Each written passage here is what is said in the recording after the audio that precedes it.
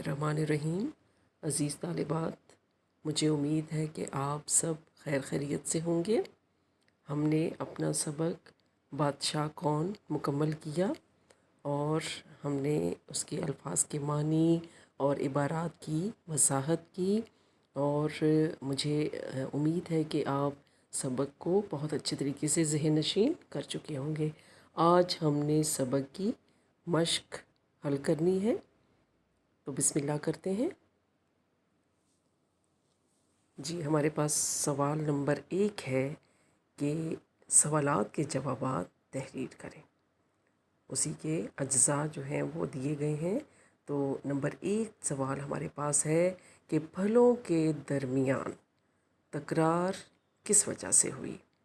अब अगर आपकी याद दहानी के लिए मैं थोड़ा सा ज़िक्र कर दूं कि हमने सबक में ये पढ़ा था कि एक फल फरोश की दुकान पर फलों के दरमियान ये बहस हो रही थी कि हम में से कौन फलों का बादशाह बनेगा। आम की ये ख्वाहिश थी कि मैं बादशाह बनूं। इसी तरीके से अनार और अनानास, केला, सेब वग़ैरह ये सब अपनी अपनी जगह बादशाह बनने के ख्वाहिशमंद थे। लेकिन खजूर ने उनके दरमियान फ़ैसला किया और उन्हें बहुत अच्छे तरीके से वजाहत कर दी कि अल्लाह ताला ने जो भी चीज़ पैदा की है वो सब इंसान की भलाई के लिए और उसके फ़ायदे के लिए है। तो हमें आपस में बहस करने की बजाय, आपस में झगड़ने की बजाय इंसान की भलाई के लिए कोशिश करनी चाहिए और आपस में मुत्तहिद होकर रहना चाहिए। तो इस तरह इस सबक के ज़रिए से आपको जो है वो छोटी छोटी बातें बताई गईं। आपको सबक ये दिया गया कि हमें मिलजुल कर रहना चाहिए, क्योंकि हम जो है वो अगर मुत्तहिद रहेंगे तो एक दूसरे के फ़ायदे के लिए कोशिश कर सकेंगे और आपस में हसद का जज्बा नहीं रखना चाहिए और अल्लाह ताला की दी गई नेमतों का शुक्र अदा करना चाहिए। तो हम जो है वो सवाल नंबर 1 का जवाब जो है वो देखते हैं कि फलों के दरमियान तकरार इस वजह से हुई कि हर फल बादशाह बनने की ख्वाहिश रखता था। जी, नंबर 2 जुज़ है कि आपके ख़याल में सबसे अच्छे दलाइल किसने पेश किए। तो इसका जवाब क्या होगा कि सबसे अच्छी दलील खजूर ने पेश की, क्योंकि उसे बादशाह बनने से कोई गर्ज नहीं थी।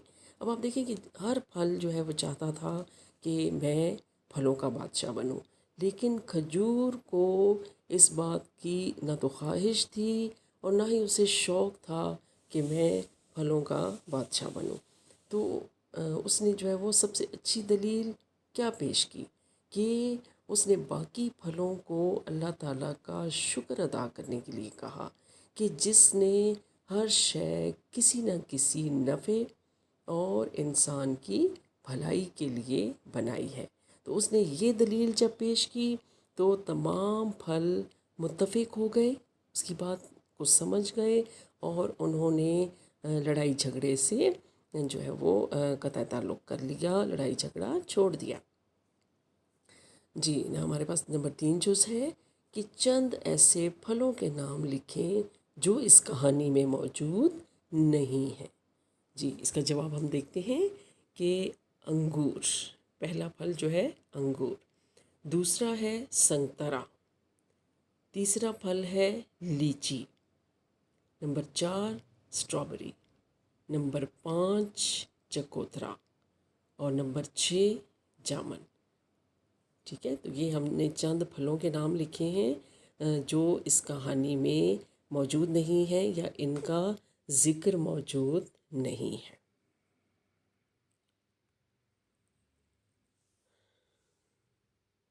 जी, नंबर 4 जुज़ है कि अगर अंगूर या जामुन बादशाहत का दावा करते तो क्या कहते। दोनों फलों के लिए 2 जुमले लिखें।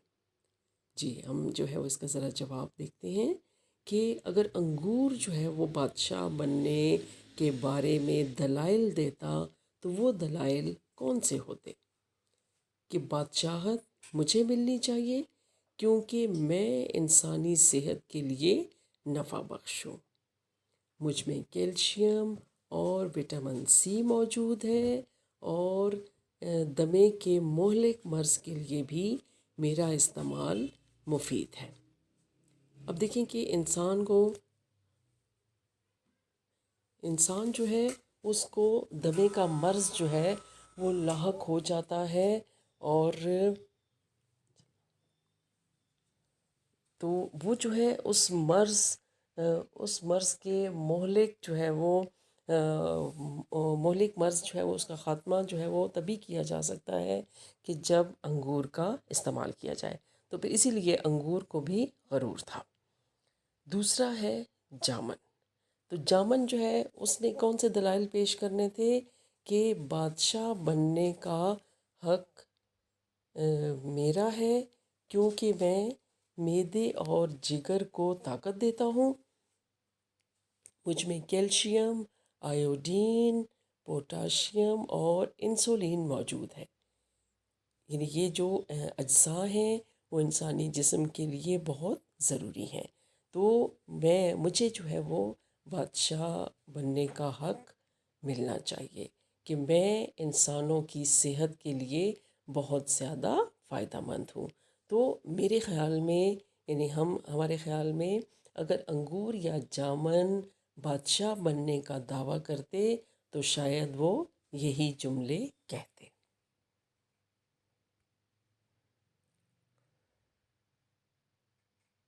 جی، اب ہمارے پاس ہے سوال نمبر 2۔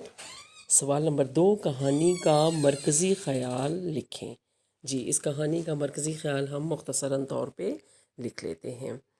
سبق میں پھل فروش کی دکان پر پھلوں کے درمیان ہونے والی تکرار کے ذریعے یہ بتانے کی کوشش کی گئی ہے کہ ہر شے اللہ کی تخلیق کردہ ہے، یعنی اللہ تعالیٰ نے بنائی ہے ہر شے، اور کوئی بھی شے بالکل بیکار نہیں ہے، اور جتنی بھی اشیاء ہیں وہ کسی نہ کسی فائدے کے تحت بنائی گئی ہیں۔ اب دیکھیں کہ اقبال نے بھی اس سلسلے میں ایک شعر کہہ رکھا ہے کہ نہیں ہے چیز نکمی کوئی زمانے میں، کوئی برا نہیں قدرت کے کارخانے میں۔ یعنی ہر چیز کی کوئی نہ کوئی جو ہے افادیت ضرور ہے، اور اللہ تعالیٰ نے اس پوری دنیا میں اتنی مخلوقات، اتنی چیزیں پیدا کی ہیں کہ جن کا شمار ممکن نہیں ہے، لیکن ہر شے کا کوئی نہ کوئی فائدہ ضرور ہے، یعنی کوئی بھی شے بے مقصد نہیں بنائی گئی۔ تو ہر چیز جو ہے وہ کس لیے بنائی گئی ہے؟ انسان کی بھلائی کے لیے بنائی گئی ہے، اور ہر مخلوق کو اپنے رب کا شکر گزار ہونا چاہیے، اور اپنے دل میں دوسروں کے لیے منفی جذبات رکھنے کی بجائے اپنی ذات کو سب کے لیے نفع بخش بنانا چاہیے۔ جیسے پہلے بھی میں نے بات کی کہ اس کہانی کے ذریعے آپ کو چھوٹے چھوٹے سبق دیے گئے ہیں، اور وہ ہمیں سمجھنے چاہیے اور انہیں اپنی زندگی کا حصہ بنانا چاہیے کہ اللہ تعالیٰ نے ہمیں ان گنت نعمتیں عطا کی ہیں، تو ان نعمتوں کا ہمیں ہر لمحہ شکر ادا کرنا چاہیے، کیونکہ اللہ تعالیٰ نے قرآن پاک میں فرمایا ہے کہ تم میرا جتنا شکر ادا کرو گے میں تمہیں اتنا ہی مزید عطا کروں گا۔ تو جتنا آپ اللہ تعالیٰ کی نعمتوں کا شکر ادا کریں گے تو اللہ تعالیٰ آپ کو مزید نعمتوں سے نوازتا چلا جائے گا۔ تو رب کا بھی شکر گزار ہونا چاہیے، اور اپنے دل میں دوسروں کے لیے منفی جذبات نہیں رکھنے چاہیے۔ جیسے آپ جو ہے وہ حسد کا جذبہ رکھ لیتے ہیں، کیا آپ کینہ، بغض، دشمنی پال لیتے ہیں، دوسروں کے خلاف جو ہے وہ سازشیں جو ہے کرتے رہتے ہیں، ان کو نیچا دکھانے کے لیے چالیں چلتے رہتے ہیں، تو یہ سب منفی چیزیں ہیں، یہ منفی جذبات ہیں، اور یہ آپ کی روح کو بیمار کرتی ہیں۔ تو ان چیزوں سے بچنے کی کوشش کرنی چاہیے۔ تو اپنی ذات کو دوسروں کے لیے فائدہ مند بنانا چاہیے، تاکہ آپ کے اس دنیا سے جانے کے بعد بھی لوگ جو ہیں آپ کو یاد رکھیں اور اچھے لفظوں میں یاد رکھیں۔ تو ہماری اس کہانی کا یہی مرکزی خیال ہے، ٹھیک ہے جی؟ تو آپ نے اس کو بہت اچھے طریقے سے لکھ لینا ہے۔ اس کے بعد ہمارے پاس سوال نمبر 3 ہے، کہانی کا خلاصہ تحریر کریں۔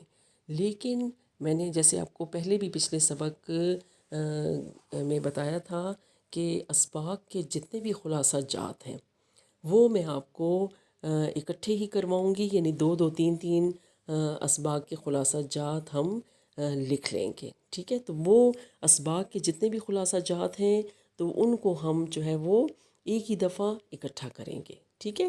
تو آپ یہ بات جو ہے وہ سمجھ لیجئے گا کہ جتنے بھی خلاصہ جات ہیں ان کو ہم نے جو ہے وہ بعد میں کرنا ہے، ابھی ہم باقی مشقی سوالات کریں گے۔ تو سوال نمبر 4 ہمارے پاس ہے کہ کہانی سے 4 محاورات اور 4 ضرب الامثال چن کر علیحدہ کریں اور ان میں سے 2 کو اپنے جملوں میں استعمال کریں۔ عزیز طالبات، آپ کو پتہ ہوگا کہ ہم نے جب سبق پڑھا تھا تو سبق کو پڑھنے کے دوران آپ کو بہت اچھے محاورے بھی سننے کو ملے تھے اور ساتھ ساتھ ہم نے ضرب الامثال بھی پڑھی تھیں۔ تو ان ضرب الامثال کے حوالے سے ابھی ہم دیکھتے ہیں، کچھ جو ہے وہ ہم منتخب کرتے ہیں اور ان کو جو ہے ان میں سے چند کو جملوں میں بھی استعمال کریں گے۔ تو محاورات بہت سے جو ہے وہ اس سبق میں استعمال کیے گئے ہیں۔ پہلے ہم دیکھتے ہیں، کیونکہ ہمارے سوال کا تقاضا یہ ہے کہ 4 محاورات اور 4 ضرب الامثال منتخب کرنی ہیں، تو پہلے ہم نے جو محاورات منتخب کیے ہیں وہ دیکھ لیں۔ پہلا ہے شیر و شکر ہونا۔ شیر و شکر ہونا، ٹھیک ہے؟ شیر و شکر ہونے کا مطلب میں نے آپ کو بتایا تھا، شاید آپ جو ہے وہ جانتی بھی ہوں گی لیکن میں دہرا دیتی ہوں۔ شیر و شکر ہونے کا مطلب ہے متحد ہو جانا، ایک ہو جانا یا باہم مل کر رہنا، آپس میں مل کر رہنا۔ نمبر 2 ہے راگ الاپنا۔ جی، راگ الاپنے کا مطلب کیا ہے؟ لفظی مطلب تو یہ ہے کہ راگ گانا، کوئی سر جو ہے لگانا، کوئی گیت گانا آسان الفاظ میں۔ تو راگ الاپنے کا ویسے جو ہے وہ ہم کیا لیں گے کہ اپنی ہی کہنا، اپنی بات سنانا، ٹھیک ہے؟ اپنی بات کہنا یا اپنی بات جو ہے وہ مسلسل کہتے چلے جانا، دوسروں کی نہ سننا، بس اپنا ہی راگ جو ہے الاپتے جانا، یعنی مسلسل اپنی ہی بات کہنا یا منوانے کی کوشش کرنا۔ نمبر 3 محاورہ ہے ہمارے پاس، اپنے منہ میاں مٹھو بننا۔ اب اپنے منہ میاں مٹھو بننے کا مطلب کیا ہے کہ اپنی تعریف اپنے منہ سے کرنا۔ اب آپ دیکھیں کہ تعریف اصل میں وہی ہوتی ہے کہ جو دوسرے کریں، یعنی دوسرے جو ہیں وہ اگر آپ کی شخصیت کے متعلق تعریف کریں گے تو وہ اصل معنوں میں تعریف ہوگی، اور اگر آپ خود ہی اپنے منہ سے اپنی تعریفیں کرتے چلے جائیں، وہ خوبیاں جو ہے اپنی شخصیت میں ڈھونڈیں کہ جو سرے سے آپ میں موجود ہی نہ ہوں، تو اس کے لیے پھر یہ محاورہ استعمال کیا جاتا ہے کہ اپنے منہ میاں مٹھو بننا۔ نمبر 4 محاورہ ہے ہمارے پاس گن گانا۔ جی، گن گانا کا مطلب ہوتا ہے تعریف کرنا، ٹھیک؟ گن گانا، تعریف کرنا، خراج تحسین پیش کرنا۔ جی، یہ تو ہو گئے محاورات۔ اب ہم ضرب الامثال دیکھ لیتے ہیں۔ جی، ضرب الامثال میں ہمارے پاس نمبر 1 پہ ہے نام بڑا اور درشن چھوٹے۔ جی، نام بڑا اور درشن چھوٹے کا جو ہے وہ میننگ کیا ہوگا، اس کا مفہوم کیا ہوگا کہ اپنی حیثیت جو ہے وہ کم ہونا اور جو ہے وہ زیادہ شہرت ہونا اور حیثیت کم ہونا، یعنی آپ کا نام جو ہے وہ بہت زیادہ مشہور ہو جائے لیکن اس کے حساب سے آپ کی جو ہے وہ حیثیت نہ ہو، آپ کی جو ہے وہ اتنی شخصیت نہ ہو، ٹھیک ہے؟ آپ کے اندر اتنی قابلیت نہ ہو کہ جس کے حوالے سے جو ہے وہ آپ کی شہرت جو ہے وہ زیادہ ہو جائے۔ تو اس کے لیے جو ہے وہ ضرب المثل استعمال کی جاتی ہے کہ نام بڑا اور درشن چھوٹے، یعنی حقیقت جو ہے وہ کم ہے اور نام جو ہے وہ بہت بڑا ہے۔ نمبر 2 ہے ہمارے پاس اپنی اپنی ڈفلی اپنا اپنا راگ۔ جی، ڈفلی دف کو کہتے ہیں، ایک ساز کا نام ہے، ٹھیک ہے، یعنی اپنی اپنی ڈفلی اگر کسی نے اٹھائی ہوئی ہے تو وہ بجا بھی رہا ہے اور اپنے اپنے راگ جو ہے الاپ رہا ہے، اپنے اپنے گیت جو ہے وہ گا رہا ہے یا سر بکھیر رہا ہے۔ تو اس کا مطلب کیا ہوگا کہ کسی کی بات سننا گوارا نہ کرنا اور اپنی ہی بات کہتے چلے جانا اور اپنی بات منوانے کی ضد کرنا۔ یعنی اگر محفل میں 10 لوگ بیٹھے ہوئے ہیں تو وہ جو ہے کسی بات پر متفق نہ ہوں اور ہر کوئی اپنی ہی بات کہنا شروع کر دے اور ہر ایک کی یہی کوشش ہو کہ میری بات کو اہمیت دی جائے اور میری ہی بات مانی جائے۔ تو اس کے لیے ضرب المثل استعمال کی جاتی ہے، اپنی اپنی ڈفلی اپنا اپنا راگ، یعنی دوسرے کی نہ سننا، بس اپنی ہی کہتے چلے جانا۔ جی، اس کے بعد ہمارے پاس تیسری ضرب المثل ہے چیونٹیوں بھرا کباب۔ جی، چیونٹیوں بھرا کباب کا مطلب ہوتا ہے فساد کی جڑ ہونا۔ اب کئی ایسے لوگ ہوتے ہیں کہ جو دوسروں کو اکٹھا یا خوش نہیں دیکھ سکتے، تو وہ کیا کرتے ہیں، وہ اپنی کوئی چال چل کے یا اپنی جو ہے وہ کوئی سازش کے ذریعے سے فساد ڈلوا لیتے ہیں، یعنی جہاں جاتے ہیں وہ اپنی اسی خامی کے ذریعے سے دوسروں میں فساد بھی ڈلواتے ہیں اور ان کو منتشر کر دیتے ہیں۔ تو ایسی شخصیت کے بارے میں کیا کہا جاتا ہے کہ یہ چیونٹیوں بھرا کباب ہے۔ جی، اس کے بعد ہمارے پاس چوتھی ضرب المثل ہے یہ منہ اور مسور کی دال۔ جی، یہ منہ اور مسور کی دال کس وقت جو ہے وہ ضرب المثل کہی جاتی ہے کہ جب آپ کی حیثیت کم ہو لیکن آپ جو ہے وہ بڑے بڑے بول بولنا شروع ہو جائیں۔ مطلب یہ کہ آپ کی جو حیثیت ہے، جو اصل معنوں میں شخصیت ہے، وہ ذرا کمتر ہو لیکن آپ باتیں جو ہیں وہ بڑی بڑی کریں۔ تو اس کے لیے جو ہے وہ استعمال کیا جاتا ہے یہ اس ضرب المثل کو کہ یہ منہ اور مسور کی دال، ٹھیک ہے، تو اپنی حیثیت سے بڑھ بڑھ کر باتیں کرنا۔ اب محاورات اور ضرب الامثال تو ہم نے منتخب کر لی، اب ہم نے 2 کو اپنے جملوں میں استعمال کرنا ہے، یعنی ایک ہم محاورہ لیں گے اور ایک جو ہے ضرب المثل لیں گے اور ان دونوں کے جملے بنائیں گے۔ تو ضرب المثل ایک چنتے ہیں ہم چیونٹیوں بھرا کباب، ٹھیک ہے، تو چیونٹیوں بھرا کباب کا ہم جملہ بنا لیتے ہیں کہ اکرم ہر محفل میں جھگڑے کی بنیاد بنتا ہے، گویا وہ چیونٹیوں بھرا کباب ہے، ٹھیک ہے، یعنی وہ فساد ڈلواتا ہے، جھگڑے کی بنیاد بن جاتا ہے، تو وہ چیونٹیوں بھرے کباب سے کم نہیں ہے۔ دوسرا جو ہم نے جملہ بنایا وہ ہم نے محاورات میں سے لیا ہے، گن گانا، ٹھیک ہے، تو اس کا جملہ کیا بنے گا کہ اچھے اخلاق کا مالک ہونے کی وجہ سے ہر کوئی منور کے گن گاتا ہے، ٹھیک ہے۔ تو یہ دیکھیں کہ اتنا خوبصورت سا جملہ ہم نے بنایا کہ جو منور ہے وہ اتنے اچھی عادات رکھتا ہے کہ ہر کوئی اس کی تعریف کرتا ہے۔ تو یہ تو ہمارے پاس تھا سوال نمبر 4 کہ جس میں ہم نے محاورات اور ضرب الامثال کو سبق میں سے منتخب کیا اور ان میں سے 2 کو اپنے جملوں میں استعمال کیا۔ جی، اب ہمارے پاس ہے اسی مشق کا سوال نمبر 5۔ اب سوال نمبر 5 میں جو ہے وہ کیا ہے کہ مذکر مؤنث کے لحاظ سے پھلوں کو الگ الگ خانوں میں لکھنا ہے۔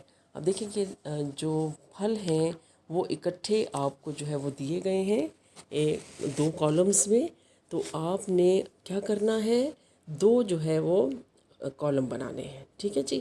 ایک ہم کالم بنا لیتے ہیں مذکر کا اور ایک مؤنث کا۔ اب جو پھل مذکر کے طور پر استعمال ہوتے ہیں ان کو ہم ایک کالم میں لکھتے چلے جائیں گے اور جو مؤنث الفاظ ہیں ان کو ہم دوسرے کالم میں لکھیں گے. ٹھیک ہے. اب مذکر میں ہم ذرا دیکھتے ہیں کہ کون کون سے الفاظ ہیں. نمبر 1 ہے آڑو. ٹھیک ہے. آڑو جو ہے مذکر کے طور پہ استعمال کیا جاتا ہے. نمبر 2 پہ ہے چیکو. چیکو بھی مذکر لفظ ہے. اس کے بعد نمبر 3 پہ ہے شریفہ.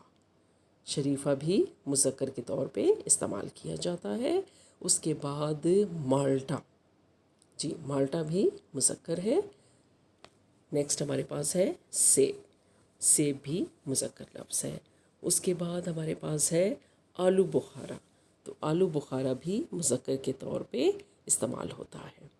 جی اب ہم مؤنث الفاظ دیکھ لیتے ہیں. مؤنث کا بھی ہم نے ایک کالم بنا لیا ہے علیحدہ سے اور آپ کو جو ہے وہ سمجھنے میں بھی آسانی ہوگی. نمبر 1 پہ ہے ہمارے پاس ناشپاتی. جی نمبر 2 پہ ہے خوبانی. یہ بھی مؤنث کے طور پہ استعمال ہوتا ہے لفظ. اس کے بعد نمبر 3 ہے اسٹرابری. جی نمبر 4 پہ ہے نارنگی. Number 5 cherry. اور نمبر 6 پہ ہے لیچی. ٹھیک ہے. تو اب یہ جتنے بھی ہم نے الفاظ دیکھے یہ سب کے سب مؤنث کے طور پہ استعمال ہوتے ہیں تو یہ پھل، لیکن کچھ جو ہیں مذکر کے صیغے میں استعمال ہوتے ہیں اور کچھ کو مؤنث کے طور پہ استعمال کیا جاتا ہے.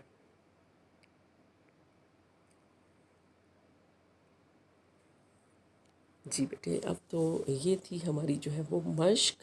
ہم نے کچھ سوالات جو ہیں وہ ان کو حل کیا، لیکن اب آپ کے پاس جو ہے وہ ایک چھوٹا سا کام ہے. آپ نے اس کو جو ہے وہ ایز اے ہوم ورک کرنا ہے. ٹھیک ہے. آپ اپنی درسی کتاب میں دیکھیں تو آپ کو سوال نمبر 6 دکھائی دے گا. یعنی سوال نمبر 5 جو ابھی ہم نے حل کیا اس کے بعد جو ہے وہ سوال نمبر 6 آپ کو دکھائی دے رہا ہوگا کہ معمے سے 10 پھلوں کے نام تلاش کیجیے. ٹھیک ہے. اب یہ جو معمہ ہے وہ آپ کے سامنے بنا ہوا ہے. ٹھیک ہے. باقاعدہ جو ہے ایک چوکور سے خانے میں آپ کے پاس یہ معمہ ہے. اس میں کچھ حروف جو ہیں لکھے ہوئے ہیں اور آپ نے اس میں سے پھلوں کے نام تلاش کرنے ہیں. یعنی معمہ جو ہے وہ آپ کی درسی کتاب میں موجود ہے. وہاں سے دیکھنا ہے اسے اور اپنا کام مکمل کرنا ہے. اب اس میں جو ہے وہ اب میں آپ کو بتا دوں کہ چند حروف جو ہیں وہ آپ کو نظر آ رہے ہوں گے. اس میں پھلوں کی جو ترتیب ہوگی دائیں سے بائیں بھی ہو سکتی ہے، بائیں سے دائیں بھی ہو سکتی ہے، اوپر سے نیچے بھی ہو سکتی ہے اور نیچے سے اوپر بھی ہو سکتی ہے. ٹھیک ہے. تو اس طرح سے آپ نے جو ہے وہ اس کو غور سے دیکھنا ہے اور بہت اچھے طریقے سے جو ہے وہ 10 پھلوں کے نام تلاش کر کے آپ نے جو ہے یہ کام کرنا ہے اور اس کام کو جو ہے وہ پھر میری طرف جو ہے سینڈ کرنا ہے. ٹھیک ہے. تو میں جو ہے وہ دیکھوں گی کہ آپ کتنی جلدی جو ہے یہ کام مکمل کرتے ہیں. آپ کو جو ہے یہ بہت اچھا بھی لگے گا. میں نے اسی لیے اس سوال کا انتخاب کیا کہ آپ جو ہے وہ ایک تو آپ کو جو ہے وہ بہت اچھا لگے گا، آپ بہت جو ہے وہ دلچسپی بھی لیں گے پھلوں کے نام تلاش کرنے میں اور آپ اس کو جو ہے وہ پھر آرام سے آسانی سے لکھ بھی پائیں گے. تو مجھے امید ہے کہ آپ بہت آسانی سے پھلوں کے نام تلاش بھی کر لیں گی اور اس کام کو بہت ذمہ داری سے اور جلدی سے مکمل بھی کریں گی. ٹھیک ہے. تو اب ہم اپنے سبق بادشاہ کون کی مشق کا اختتام کرتے ہیں. ٹھیک ہے. بہت شکریہ.